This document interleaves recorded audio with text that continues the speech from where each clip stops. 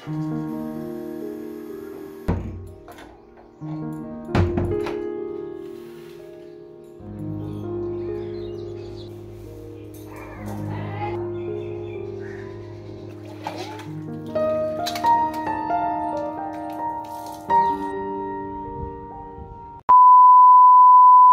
Everyone, good morning. আমি রূপালী। আশা করছি তোমরা সকলে খুব ভালো আছো, আর আমরাও কিন্তু বেশ ভালো আছি। আমার আরও একটা নতুন ব্লগে তোমাদের সকলকে জানাই অনেক অনেক স্বাগত।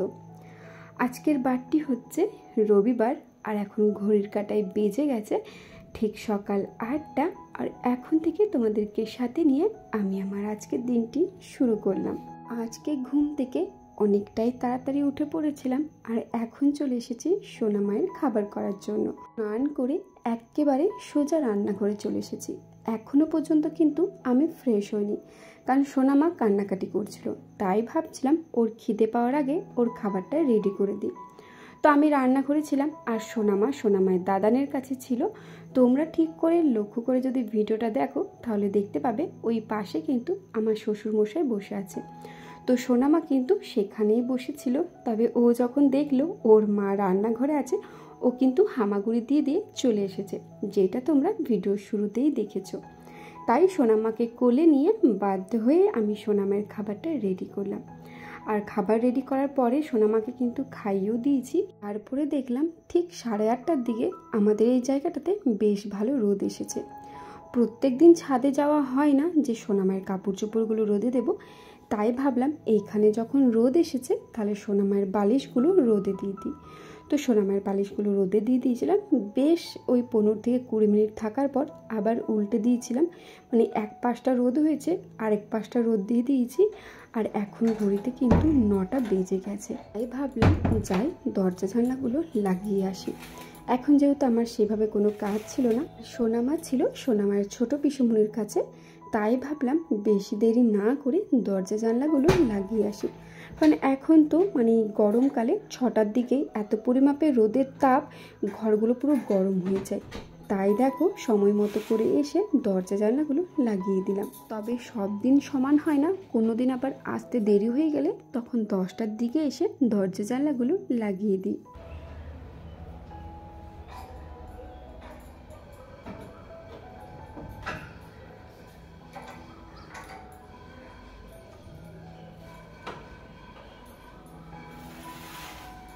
অনেকেই আমাকে জিজ্ঞেস করো যে দিদি ভাই, তোমার তো একটা ছোট্ট সোনামা আছে, মেয়েকে সামলিয়ে কিভাবে তুমি সংসারের সমস্ত কাজ বাজ প্লাস সোনামাকে দেখা, তারপর তোমার ইউটিউবটাকে সামলানো, তো এগুলো কি করে সম্ভব হয়? আমরা তো সামান্য সংসারে কাজ করতে করতে মেয়েকে দেখতে দেখতেই হাঁপিয়ে উঠি।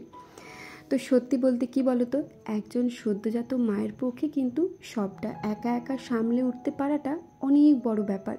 কিন্তু দেখবে সেই কষ্টটা কষ্ট বলে মনে হয় না যদি তোমার হাজবেন্ড বা পরিবারের প্রত্যেকটা সদস্যকে তুমি তোমার কষ্টের দিনগুলোতে যদি পাশে পাও, তাহলে দেখবে সেই কষ্টটা আর কষ্ট বলে মনে হয় না। তো আমার ক্ষেত্রেও কিন্তু ঠিক সেটাই হয়েছে। প্রত্যেক কষ্টের মুহূর্তে আমি কিন্তু আমার পরিবারকে বা আমার মনের মানুষকে কাছে পেয়েছি। তবুও কি বলতো, সবাই পাশে থাকলেও কিন্তু মায়ের জায়গাটা কখনো কেউই পূরণ করতে পারে না। হ্যাঁ, আমি জানি যখন আর কি আমার খুবই কষ্ট লাগে বা সোনামাকে হয়তো কোলে নিতে পারি না, ঠিক সেই মুহূর্তে আমার পরিবারের প্রত্যেক সদস্যই আমার পাশে থেকেছে। আর তারা যদি সেই মুহূর্তে আমার পাশে না থাকতো, তাহলে হয়তো আমাকে একটা দিক বেছে নিতে হতো, হয় সোনামাকে দেখাশোনা করা বা সংসারের কাজবাজ করা। একা হাতে তো সব দিকটা একসাথে সামলে উঠতে পারাটা সম্ভব নয়, তখন যে কোনো এক দিকটা ত্যাগ করতে হয়। তবে সবাইকে পাশে পেলে দেখবে সব কিছু নিয়ে চলা যায়। তবে আমি কিন্তু কিছুই ত্যাগ করিনি।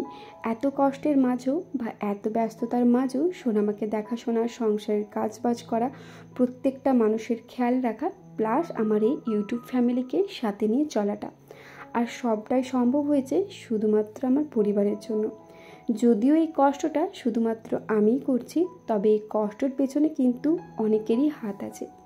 সেই মানুষগুলো না থাকলে কিন্তু আমি এগুলো একদমই করতে পারতাম না। তারা ছিল বলে বা তারা আছে বলেই কিন্তু আমি সবটাই একা হাতে সামলে উঠতে পারি।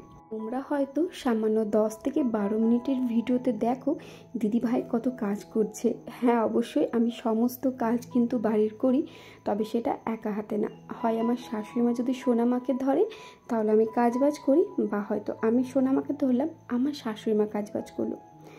আমি আমার শ্বশুরমশাই, শাশুড়িমা, তোমাদের দাদা ভাইয়ের সাপোর্ট ছাড়াও কিন্তু অনেকেরই সাপোর্ট পেয়েছি, যেমন আমার পিসি শাশুড়ি, আমার ননদের। দেখো, আমি সবসময় মনে করি যারা তোমার কষ্টের মুহূর্তে তোমার পাশে থাকে সেই সব মানুষকে কোনোদিনই ভুলতে নেই। আর আমি কিন্তু এই দিনের সময় যারা আমার পাশে আছে তাদেরকে কোনোদিনই ভুলবো না। হয়তো একদিন এই সময়টা আমার পেরিয়ে যাবে, তবে যে মানুষগুলোকে ভুলে যাব এমনটা কিন্তু নয়। আমি অনেক মানুষকে দেখেছি কাজ পেরিয়ে গেলে আর মনে রাখে না, তবে আমার মনে হয় কষ্টের দিনে যে তোমার পাশে আছে, যে তোমার সাথে আছে, তাদেরকে সারা জীবন মনে রাখতে হয়। সুখের দিনে তো সবাই থাকে, তুমি পাড়া প্রতিবেশী বলো বা তোমার শত্রুকেও তুমি তোমার পাশে পাবে তোমার সুখের দিনে, তবে তোমার কষ্টের দিনে বা তোমার দুঃখের দিনে তুমি কিন্তু কাউকেই তোমার পাশে পাবে না। আর সেই মুহূর্তে তুমি যাকেই পাশে পাবে তাদেরকেই মনে করো তোমার কাছের মানুষ। যাই হোক, আশা করি তোমরা জেনে গেছো আমি কিভাবে আমার সন্তান হওয়ার পর একা হাতে সবটাই সামলাই। যাই হোক, তোমাদের সাথে গল্প করতে করতে আমার তো অনেক কাজ হয়ে গেল। এখন দেখো, রান্না বান্না করে একেবারে গ্যাস ওভেনটা মুছে নিয়েছিলাম, তারপর দেখো একেবারে স্নান করে নাইটিটা কেচে ব্যালকনিতে মেলে দিলাম। আসলে এখন এত পরিমাপে গরম পড়েছে, বারে বারে মনে হচ্ছে গায়ে জল দিই। আর রান্নাবান্না করলে বা গ্যাস ওভেনের কাছে থাকলে তার তো আর কিছু বলারই নেই, পুরো গলগল করে ঘাম ঝরছিল। তাই দেখো, রান্নাবান্না করে সমস্ত কাজ গুছিয়ে আমি কিন্তু একেবারে গায়ে জল ঢেলে নিয়েছি। আর এখন চলে এসেছি সোজা কলপারে। আমার কিন্তু খাওয়া দাওয়া হয়ে গেছে, তো শ্বশুরমশাই খেয়ে নিয়েছে আগে ওই 1টার দিকে, আর তারপর আমি খেতে বসে গিয়েছিলাম 1:30টার দিকে। তোমাদের দাদা ভাই খাওয়া দাওয়া করে ডিউটি চলে গেছে, তো আমার শাশুড়িমা বললো তুই খেয়ে নে, তারপর আমি খাবো। কারণ একজনকে তো সোনামাকে ধরতে হবে, তাই শাশুড়িমা সোনামাকে ধরেছিল। আর ওই সময় আমি কিন্তু খাবার খাওয়াটা কমপ্লিট করে নিয়েছি, কারণ আমাকে তো সময় মতো সোনামাকে ঘুম পাড়াতে হবে। তাই দেখো, খাওয়া দাওয়া করা যেই হয়ে গেছে অমনি চলে এসেছি কলপারে বাসনগুলো ধুয়ে নেবার জন্য। তোমরা অনেকেই হয়তো ভাববে যে বাড়ির বউ হয়ে তুমি আগে খেয়ে নিলে। দেখো, আমাদের বাড়িতে কিন্তু সেই রকম কোনো নিয়ম নেই যে বাড়ির বউ বলে আমি আগে খেতে পাবো না। আমি কিন্তু এমন অনেক দিনই হয়েছে যে সবার প্রথমে খেয়ে নিই। তার কারণ হচ্ছে সোনামাকে তো সময় মতো ঘুম পাড়াতে হবে, আর একজন খাবে তবে তো একজন সোনামাকে ধরবে। যেহেতু এখন সোনামা হামাগুড়ি দিতে শিখে গেছে, আমরা যখন খাবার খেতে বসি থালা ভর্তি খাবার দেখে না সোনামা বারে বারে আসতে চায় ওই খাবারগুলোকে ঘাটার জন্য। তাই আর কি সোনামাকে একজন ধরে আর একজন খেয়ে নিই। তো শাশুড়ি মা সব থেকে শেষে খায়, ওই জন্য আমাকে আগেই খেতে দেয়। যাই হোক, আমার খাওয়া দাওয়া হয়ে গেছে, আর এখন না অনেক বাসন হয়। যাই হোক, চলো, সব বাসন ধোয়া হয়ে গেছে, এখন সময় মতো করে সোনামাকে ঘুম পাড়াতে পারলেই বাঁচি। তোমরা আমাকে সেভাবে হয়তো কেউ চেনো না, শুধুমাত্র এই ভিডিওর মাধ্যমেই আমার সাথে পরিচয় তোমাদের। তবে এই কম সময়ের মধ্যে তোমরা যে এতটা আপন করে নেবে এইটা আমি কখনোই ইউটিউব আসার আগে ভাবিনি। তোমরা যে আমাকে, আমার সোনামাকে এতটা ভালোবাসা দেবে আমি কখনো কল্পনাও করিনি। এইটা কিন্তু আমার কল্পনার বাইরেই ছিল। সোনামায়ের কিছু হলে বা সোনামা ভালো থাকলো, তোমরা অনেকেই আছো যারা বারে বারে আমাকে ফেসবুকে মেসেজ করো যে দিদি ভাই তুমি কেমন আছো, সোনামা কেমন আছে, সোনামার কি হয়েছে, তুমি ডাক্তার দেখিয়েছো তো, ডাক্তার ওষুধ দিয়েছে তো, তুমি নিয়ম করে খাওয়াচ্ছ তো।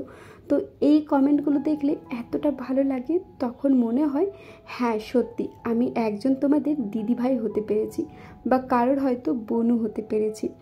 যাই হোক, এইভাবেই আমার পাশে থেকো, এটাই তোমাদের কাছে আশা করব। আর আমি তো খুবই খুশি তোমরা এইভাবে আমার পাশে আছো বলে। যাই হোক, দেখো এখন কিন্তু বিকেল হয়ে গেছে, আর জানো তো দুপুরে একদম ঘুম হয়নি, সোনামা ঘুমোতেই দেয়নি। তারপর সোনামা ঘুমিয়েছে ওই 3টের পর, তারপর আমার চোখে আর ঘুম ছিল না, ঘুমটা যেন মনে হচ্ছিল উড়ে গেছে। তাই আর কি একটু শুয়েছিলাম, কি আর করব, ওই ভিডিওটা এডিটিং করে রেখে দিয়েছি যাতে ভয়েস ওভারটা দিতে সুবিধা হয়। তারপরে দেখো এসে ভালো করে চোখে মুখে ঘাড়ে হাতে জল নিয়ে নিয়েছি, কারণ এত পরিমাপে গরম লাগছিল যে কি বলবো। তাই দেখো ভালো করে যখন আমার মুখটা ধোয়া হয়ে গেছে, গামছা দিয়ে ভালো করে মুছে নিলাম। চলো এখন রান্নাঘর যাই, কারণ সোনামায়ের খাবারটা তো আবার সময় মতো করে রাখতে হবে। সোনামা ঘুম থেকে উঠেই ওকে আবার খাবার খাওয়াতে হবে। তো এখন রান্নাঘরে এসে সোনামায়ের খাবারটা রেডি করব। তোমরা অনেকেই বলেছো দিদি ভাই সোনামাকে তুমি বিকেলে কি খাওয়াও, তো আমি কিন্তু সোনামাকে বিকেলটাতে বেশিরভাগ জল মুড়ি দিয়ে থাকি। তো এইখানে দেখো আমি 2 চামচের মতো মুড়ি নিয়ে নিলাম, আর এরপর জল দিয়ে ভালো করে মুড়িটা পাতলা করে নেব যাতে সোনামায়ের খেতে সুবিধা হয়। আসলে সোনামাকে এখনও পর্যন্ত সেভাবে গাঢ় খাবার খাওয়ায় না, জল দিয়েই বেশিরভাগই পাতলা খাবারটাই দিই। তখন মুড়িটা রেডি করে রেখে দিলাম, সোনামা যখনই ঘুম থেকে উঠবে ওকে তখনই খাইয়ে দেবো। খাবারটা রেডি থাকলে অনেকটাই সুবিধা হয়, তাহলে ওকে আর কান্নাকাটি করতে হয় না, ও কান্নাকাটি করার আগে ওর মা ওকে খাইয়ে দেয়। এই যে দেখো মুড়িটা এখন রেডি হয়ে গেছে, চলো ঢাকা দিয়ে ভালো করে রেখে দিই। আর আজকে বিকেলটা এতটাই ভালো লাগছিল, কারণ আজ অনেক দিন পর ছাদে গিয়ে নিজের মতো করে সময় কাটালাম।